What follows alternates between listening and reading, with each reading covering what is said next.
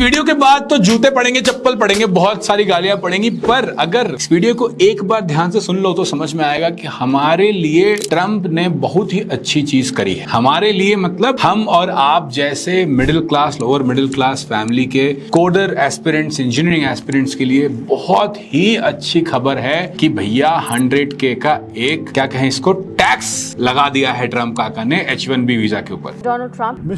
Donald Trump has signed a new proclamation that imposes $100,000 $1,00,000 the 100,000 fee for H1B visa applicants. H1B visa H1B skilled visas. देखो अभी बहुत सारा हल्ला है, बहुत सारे लोगों ने बहुत सारा एनालिसिस किया है कि नहीं ये सही नहीं है, ये तो इंडिया के मुंह पे चमाटा है, तमाचा है और ये तो सही नहीं लग रहा, ऐसा नहीं करना चाहिए था। बहुत लोग कह रहे हैं कि इससे रिवर्स ब्रेन ड्रेन होगा, बहुत लोग कह रहे हैं कि अब क्या होगा, इंडियन आईटी सेक्टर डूब जाएगा और क्या क्या इतनी बातें हो चुकी हैं। कुछ लोग जो यूएस में हैं सॉरी, वो इतना डर गए थे इंडियंस उस टाइम पे जब ये न्यूज आई कि उनको रातों रात कुछ लोगों को वापस यूएस भागना पड़ा, तो अफरा तफरी बहुत मची। पर इसके लॉन्ग टर्म इंप्लीकेशंस इतने ज्यादा अच्छे हैं, अगेन हमारे लिए, सबके लिए नहीं, कोई भी खबर सबके लिए हमेशा अच्छी नहीं होती, हमारे लिए जो अच्छी होती है हम वहां बात कर लेते हैं। तो हमारे लिए इतने अच्छे हैं कि अगर आप भी पूरा वीडियो देखोगे तो लास्ट में आप कमेंट में यही लिखोगे कि थैंक यू ट्रंप काका फॉर दिस गिफ्ट। क्या सही दिवाली गिफ्ट दिया। बोलोगे भैया पूरा देश परेशान है और आप मजे ले रहे हो। मजे लेने की बात ही है। देश परेशान इसलिए क्योंकि हम जब किसी चीज को देखते हैं तो बस उसको एक नजरिए से देखते हैं, उसके सेकंड ऑर्डर इफेक्ट्स, उसके थर्ड ऑर्डर इफेक्ट्स नहीं देखते। हम बस अरे अब तो यूएस में जॉब करना महंगा हो जाएगा तो यूएस वाले इंडियन हायर नहीं करेंगे, ऐसे सोचते हैं। पर ये बात कितनी सच है कितनी नहीं है उसको समझते हैं। इसमें घुसने के पहले समझ लेते हैं कि हुआ क्या, एक मिनट के लिए समझते हैं कि हुआ क्या। तो ट्रंप ने एक एग्जीक्यूटिव ऑर्डर साइन किया, कहा कि अगर अब आपको किसी को कंपनी को H1B वीजा देना है, अगर H1 वीजा देना है तो $100,000 जो कि पहले अराउंड $5,000-6,000 होता था, अब इतना ज्यादा बढ़ा दिया। तो कहा कि सुनो, जैसे इंडिया के टर्म में कि यार पहले तो 4-5 लाख में 6 लाख में काम हो जाता था, अब अगर करना होगा तो 90 लाख रुपए देने पड़ेंगे। और पूरा ट्विटर, पूरा रेडिट, पूरा इंटरनेट इस पे हाहाकार मचा बैठा। अच्छी बात थी कि न्यूज सैटरडे को आई थी, सैटरडे को आई, संडे थोड़ी सी ठंडी हुई, मंडे के बाद सबको लगा था कि अरे अब तो आज बहुत भयंकर चीज होगी, आज तो सेंसेक्स में हंगामा होगा, टीसीएस इन्फोसिस के शेयर्स गिर जाएंगे। पर ऐसा कुछ भी नहीं हुआ। अगर हम शेयर प्राइस देखें तो जितना था ऑलमोस्ट उतना ही है, कोई खास फर्क नहीं पड़ा। क्यों समझेंगे इसको। एग्जीक्यूटिव ऑर्डर क्यों लिखा, ट्रंप ये क्यों कर रहे हैं, और इसके पीछे अगर हम एक सेकंड के लिए अपने आप को उनके जूतों में डाल के, कहते हैं ना, पुट इन देयर शूज, उनके नजरिए से इसको देखें तो क्या हो रहा है। तो बहुत सिंपल सी बात है, मैं एक देश में रहता हूं जो देश काफी अच्छा है, बढ़िया है, अमीर है, उसमें वो पूरी दुनिया का सबसे बेस्ट देश है, वहां आने के लिए हर कोई परेशान है, ठीक है। और उस देश में जो जॉब्स हैं वो ज्यादा से ज्यादा इमिग्रेंट्स यानी कि बाहर से जो लोग आ रहे हैं उनको जा रही है, ठीक है। अब इसी बात के दो पहलू हैं। कुछ लोग इस पहलू से कहते हैं कि वो जॉब्स इसलिए जा रही है क्योंकि हम अपने देश में स्किल्ड वर्कर, उस लेवल के स्किल्ड टेक्नीशियन, स्किल्ड इंजीनियर्स नहीं बना पा रहे हैं, ठीक है, इसको यहां रख लेते हैं। दूसरी तरफ से लोग कह रहे हैं कि क्योंकि कंपनीज हायर कर लेती हैं इतना सारा बाहर के लोगों को तो कभी भी इकोसिस्टम डेवलप नहीं होगा। ट्रंप ने कहा ये बात ठीक नहीं है यार। अगर इस बात को थोड़ा और अच्छे समझेंगे तो ये भी देखेंगे कि स्किल्ड वर्कर का क्या डेफिनेशन है, ये किसी को नहीं पता। हर तरफ अलग अलग लेवल है। कुछ लोग अपना एक एनेक्डोटल एविडेंस देते हैं कि यार हमारे कंपनी में तो इतने H1B हैं, उनके बिना तो हमारा काम नहीं चलेगा। और ये ज्यादातर स्टार्टअप के लोग, जो इन्फ्लुएंसर टाइप, फाउंडर टाइप लोग होते हैं, ट्विटर पे इस तरह की बातें फैलाते हैं। और हम भी उन एनेक्डोटल एविडेंस को लेकर बैठ जाते हैं कि नहीं, अब तो ट्रंप का बाजा बजेगा, अब यूएस जो है नंबर 1 नहीं रहेगा। क्यों? क्योंकि इंडिया के ही लोग तो यूएस की टेक इकोनॉमी को, टेक कंपनीज को चलाते हैं। और फिर हम उसमें और ज्यादा एनेक्डोटल होकर सुंदर पिचाई, सत्ता नडेला, इन लोगों का नाम लेने लगते हैं कि देखो अगर ये लोग नहीं आए होते तो आज तुम्हारा क्या होता। पर डेटा क्या कहता है, और ट्रंप जो है, ठीक है, मूडी है या जो भी है, प्रेसिडेंट ऑफ यूनाइटेड स्टेट्स हैं, अकेले बैठे बैठे विचार तो करते नहीं है। तो अगर उन्होंने ये फैसला लिया है तो शायद उसमें कुछ मेरिट हो सकता है नहीं हो, पर हमारी कोशिश है कि उसमें मेरिट थोड़ी ढूंढी जाए। तो एक बार डेटा को समझते हैं। आगे बढ़ने के पहले एक सेकंड के लिए कहना चाहता हूं कि हर तरह की न्यूज आपको परेशान करती है, क्योंकि उस ब्रेकिंग न्यूज से आपका अटेंशन आपको परेशान करके ही लिया जा सकता है। लेकिन अगर आप उस न्यूज के आगे टेक मार्केट में एटलीस्ट कुछ समझना चाहते हो, सीखना चाहते हो, बेटर होना चाहते हो, तो इस चैनल को सब्सक्राइब करना बिल्कुल मत भूलना। होता क्या है? होता यह है कि पहले एक मूवी की बात करते हैं। एक मूवी है बड़ी प्यारी और मुझे बहुत अच्छी लगती है, उसका नाम है सुपर 30। उसमें मेरे फेवरेट एक्टर ऋतिक रोशन ने बहुत अच्छा किरदार निभाया है और उसमें एक लाइन है जो वो कहते हैं, वो ये कि अरे आज राजा का बेटा राजा नहीं बनेगा, राजा वही बनेगा जो हकदार होगा। अब बोलो भैया ये ट्रंप के 100K के ऑर्डर में ये क्या राजा रानी वाली बातें ले आई, कहां से सुपर 30 से कैसे कनेक्ट हो गया? तो देखो, इस चैनल पर तो हम लोग हमेशा यही बात करते हैं कि कोडिंग की जॉब्स हैं, कोडिंग में बहुत सारा अपॉर्चुनिटी है। और अगर तुम, जैसा मैं एक छोटे से शहर से बोकारो से आया हूं, बहुत ही लोअर मिडिल क्लास फैमिली से उठकर इतने सारे पैसे बनाए, माइक्रोसॉफ्ट में इतने पैसे बनाए, तो अगर तुम उस तरह के परिवार से आते हो तो तुम्हारे लिए कोडिंग एक बहुत अच्छा करियर और एक बहुत अच्छा रास्ता हो सकता है ना? बट इसमें एक खेल है।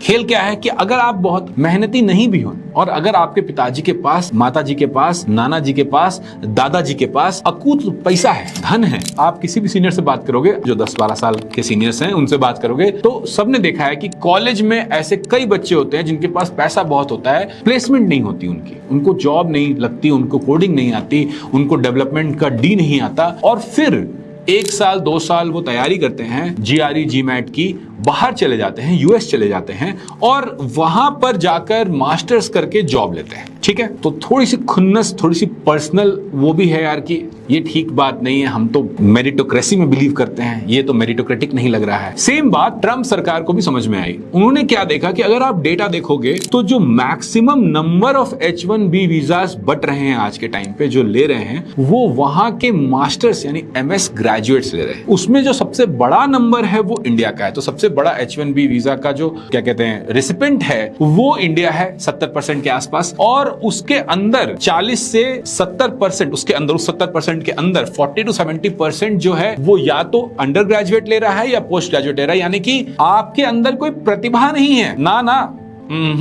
आपके अंदर कोई प्रतिभा नहीं है, कोई मेरिट नहीं है, पर क्योंकि आप इतने पैसे वाले घर से आते हो तो आप वहां जाके अंडर ग्रेजुएट या पोस्ट ग्रेजुएट यानी कि जो उनका MS होता है वो कर सकते हो, जिससे आपको 1 साल का वीजा मिलता है और उस वीजा के बाद आपका H1B होता है। ये है कहानी, बड़े नंबर्स की कहानी ये है। तो अगर हम इसी कहानी को दोबारा देखें कि TCS इन्फोसिस के जो शेयर्स हैं वो क्यों नहीं गिरे, इसलिए क्योंकि वहां से जो लोग जाते हैं, हाँ वो भी H1 के लिए अप्लाई करते हैं after some time, but initially जो उनको जाना होता है वो L1 से चले जाते हैं। L1 में भी 2 तरह के वीजास होते हैं, L1A, L1B। मेरे से ज्यादा आप लोग से बेटर रिसर्च कर सकते हैं, मैं तो बस ये कह रहा हूं कि इस तरफ देखो तो सही।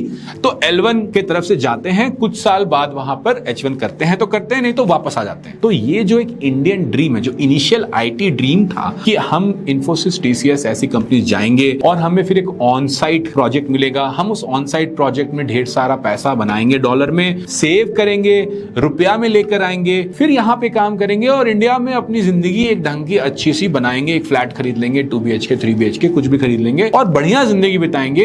ये इंडियन ड्रीम जो है अभी भी सेफ एंड साउंड है, इसमें से कोई खास दिक्कत नहीं है। तो अब आप बोलोगे कि भैया इसमें अच्छी खबर क्या है, तो मैं आपको बताता हूँ इसमें अच्छी खबर ये है कि ये जो बच्चे प्रभुत्वशाली परिवार के जा रहे थे, इसको समझते हैं थोड़ा कि उनकी इनिशियल सैलरी क्या होती थी। उनकी initial salary somewhere between 100 to 130K USD यानी कि 90 लाख से 1 करोड़ 20 लाख के आसपास होती थी 1 साल की सैलरी। अब अगर मैं 1 साल की सैलरी किसी को 1 करोड़ दे रहा हूं तो उसके वीजा एप्लीकेशन के लिए 1 करोड़ तो और खर्च नहीं करूंगा, मेरा मन ही नहीं मानेगा, अच्छा ही नहीं लगेगा मुझे कि यार क्यों कर रहे हैं ऐसा।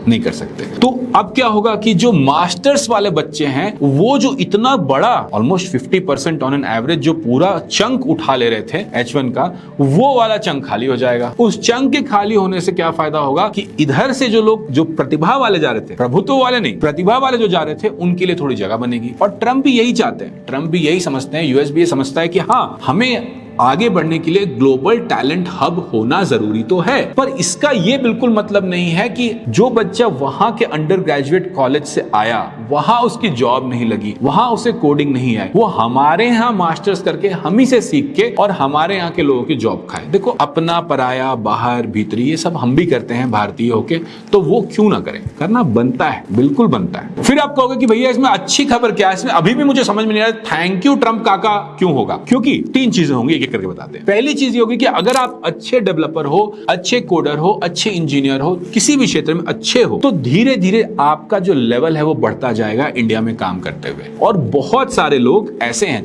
जिनको भी मैं जानता हूं, जिनको आप भी जानते होंगे, कि जो यहां पर 5-6 साल काम करते हैं, 10 साल काम करते हैं और फिर यूएस जाते हैं, from Microsoft, from Google, from other companies, Amazon से जाते हैं, ऑरेकल से जाते हैं, बहुत सारी कंपनी से, इंडिया से लोग यूएस जाते हैं विदाउट मास्टर्स। ये एक अच्छा खासा रास्ता है, बट ये रास्ता उनके लिए ही खुलता है जिनमें प्रतिभा हो, जो अच्छा कोड करते हैं, जो कंपनी के अंदर जाके भी 7, 8, 10 साल अच्छा काम करते हैं, अच्छी मेहनत करते हैं। तो अब आपके लिए वो रास्ता और बड़ा खुल जाएगा। अगर वहां पर वो लोग हायर नहीं होंगे तो यहां पर हायरिंग बढ़ेगी। यहां पर हायरिंग इसलिए बढ़ेगी क्योंकि उनको कुछ लोग तो वहां चाहिए एज सीनियर्स, उनको कुछ लोग तो ऑन साइट चाहिए एज सीनियर्स। तो यहां पर पूल को बड़ा करेंगे ताकि यहां से जो पिरामिड होता है ना, एक पिरामिड होता है परफॉर्मेंस, तो ऊपर वाले लोग थोड़े ज्यादा उठा के ले जा सके। तो हमारे लिए बहुत अच्छी खबर है। इस हिसाब से अगर देखो तो मतलब माशाअल्लाह क्या खबर है। दूसरी चीज ये है कि क्योंकि अभी 50% वीजा उधर नहीं जाएगा, तो वहां पर जाके इन प्रतिभाशाली लोगों के लिए H1 लेना और आसान हो जाएगा, लॉटरी और इजी हो जाएगी। ये भी आप जान लो कि जब ये लोग वहां जाते हैं तो इनकी सैलरी 100K यानी 1 करोड़ रुपए के आसपास नहीं होती। ये 2, 4, 5, 10 करोड़ तक की सैलरी पे बाहर जाते हैं। तो वहां पर फिर 1 करोड़ रुपया फी देना, वन टाइम फी देना इजियर हो जाएगा और लॉटरी भी आसानी से मिल जाएगी। तीसरी चीज आपने कहा था, तीसरी चीज और क्या अच्छी खबर है, तो मैं इसके अराउंड देख रहा था, काफी लोग ट्विटर पे और यहाँ वहां रेंट कर रहे थे कि क्या पता है तुम लोगों को, हम यूएस में बसे भले हैं, हमने यूएस में घर भले खरीदा है, हमने यूएस में सबसे महंगी वाली कार भली खरीदी है, लेकिन हम यहाँ भी देखो कितना पैसा बेचते हैं, हम यहाँ भी रियल एस्टेट में इन्वेस्ट करते हैं, हम यहाँ भी जमीन खरीदते हैं, हम यहाँ भी फ्लैट खरीदते हैं। सही बात है, फ्लैट खरीदते हो इसलिए खरीदते हो क्योंकि इंडिया में रियल एस्टेट के प्राइसेस बढ़ रहे हैं। पर इसी के साथ आप एक और चीज करते हो, यूएस के डॉलर्स को इंडिया में कन्वर्ट करके जब आप फ्लैट खरीदते हो इंडिया में, तो आप रियल एस्टेट प्राइसेस को इन्फ्लेट करते जाते हो, ताकि जो इंडिया मार्केट है, जो इंडियन मार्केट है, जो इंडिया में पैसा बना रहे हैं, उनके लिए फ्लैट को अफोर्ड करना, रियल एस्टेट को अफोर्ड करना और मुश्किल हो जाएगा। तो पैसा वाला आदमी पहले क्या करता है, पहले ढेर सारे पैसे उठाता है, 1 करोड़ की फीस भरता है और यूएस चला जाता है, फिर यूएस के डॉलर में कमाता है। आप पहले ही पैसे वाले थे तो आपको घर बार में मतलब मम्मी पापा बहन भाई किसी के लिए कुछ भेजने की जरूरत नहीं है, आप तो अच्छी फैमिली से हो। और उसके बाद आप क्या करते हो, क्योंकि आप वहां डॉलर में कमा रहे हो और अच्छा खासा कमा रहे हो 5-6 साल बाद, तो आप इंडिया में रियल एस्टेट प्राइस को इन्फ्लेट करते हो। मत करो, अच्छी बात है हमारे लिए। हम जैसे लोग जो इंडिया में रहना चाहते हैं, इंडिया में ग्रो करना चाहते हैं, इंडिया में अपना घर खरीदना चाहते हैं, मत करो इन्फ्लेट, वो भी अच्छा है, हाउसेस भी अफोर्डेबल होंगे। तो जहां तक रिवर्स ब्रेन ड्रेन की बात है, मुझे नहीं लगता वो होगा, क्योंकि जो लोग ऊपर पहुंच चुके हैं वो यहां नहीं आने वाले, और उनको यूएस भी चाहता है एब्जॉर्ब करके रखना। लेकिन ये जो लोग निकल कर चले जाते हैं और जिनका अंडर ग्रेजुएशन में कुछ नहीं होता है और जाके वहां पे थोड़ा मास्टर्स करते हैं, उन्हीं की पढ़ाई करके उन्हीं की जॉब लेते हैं, उनको हटाने का ट्रंप ने ये तरीका निकाला है, विच आई थिंक इज फेयर। क्योंकि इंडिया में तो ज्यादा लोग लोअर मिडिल क्लास में है। हल्ला क्यों है, हंगामा क्यों है? क्योंकि अगर अमीर को कोई परेशानी होती है, कोई दुख होता है, कोई तकलीफ होता है, उसके सपनों पे कोई आंच आती है, तो वो बहुत हल्ला करता है। आम बात है, बहुत हल्ला करता है, क्योंकि सारा मीडिया, सारा इन्फ्लुएंस कंट्रोल करते हैं लोग, तो काफी हल्ला होता है, आराम से होता है। यही अगर मैं बात करूं कि पंजाब में इतने दिन से फ्लड आया हुआ है और इतने सारे स्टेट में फ्लड के इश्यूज हैं, बिहार में इतना फ्लड इश्यूज है, ये क्या बात कर रहे हो? वो तो गरीब थे तो उन्हें तो फ्लड तो झेलना ही चाहिए। हमारी प्रॉब्लम पे बात करो, हमारा 100K क्यों लगेगा, अब हमें यूएस में जॉब लेना मुश्किल हो जाएगा, इसके बारे में बात करो। इसके बारे में मोदी जी को कुछ बोलना चाहिए, इसके बारे में गवर्नमेंट को कुछ करना चाहिए। मुझे लगता है कुछ नहीं करना चाहिए। हमारे लिए, हम जैसे लोअर मिडिल क्लास के जो बच्चे हैं, जो यहाँ अपनी प्रतिभा से कुछ बनाना चाहते हैं, कुछ बनना चाहते हैं, उनके लिए यहाँ और जॉब्स आएंगी, उनके लिए यूएस जाने का चांस और बढ़ेगा, उनके लिए रियल एस्टेट प्राइसेस डिफ्लेट होंगी। तो हमारे लिए तो 100K का जो टैक्स लगाया है ट्रंप काका ने, वो एक बहुत ही अच्छी खबर है। तो इसलिए मैं कह रहा था कि थैंक यू ट्रंप काका, या फिर थैंक यू तने भैया, इस तरह समझाने के लिए प्लीज एक प्यारा सा कमेंट करते जाना। और अगर हर खबर आपको परेशान करती है और परेशान नहीं होना है, जिंदगी में थोड़ी शांति चाहिए, थोड़ी पॉजिटिविटी चाहिए, तो प्लीज फॉलो कर लेना, लाइक कर लेना, शेयर कर लेना, सब्सक्राइब कर लेना, कमेंट तो प्लीज फिर भी करते ही जाना। ठीक है, बाय।